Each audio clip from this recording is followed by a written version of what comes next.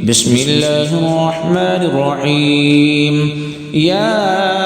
أيها المزمل قم الليل إلا قليلا نصفه أو انقص منه قليلا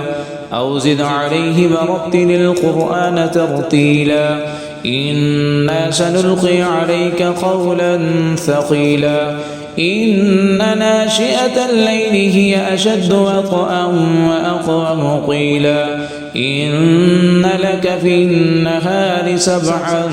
طويلا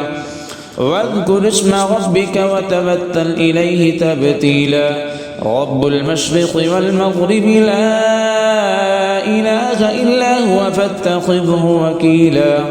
واصبر على ما يقولون واهجرهم هجرا جميلا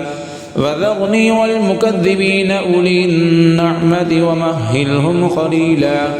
إن لدينا أنكالا وجحيما وطعاما ذا غصة وعذابا أليما يوم ترجف الأرض والجبال وكانت الجبال كثيبا مهيلا إنا أرسلنا إليكم رسولا شاهدا عليكم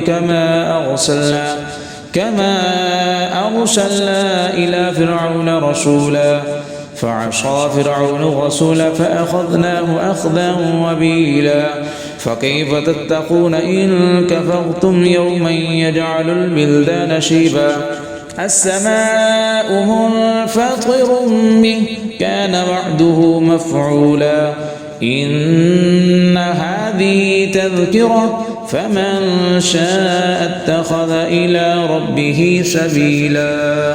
إن ربك يعلم أنك تقوم أدنى من ثلثي الليل ونصفه وثلثه وطائفة من الذين معك والله يقدر الليل والنهار علم أن لن تحصوه فتاب عليكم فاقرؤوا ما تيسر من القرآن علم أن سيكون منكم مرضى وآخرون يضربون في الأرض يبتغون من فضل الله وآخرون يقاتلون في سبيل الله فاقرؤوا ما تيسر منه وأقيموا الصلاة وآتوا الزكاة وأقرضوا الله قرضا حسنا وما تقدموا لأنفسكم من خير تجدوه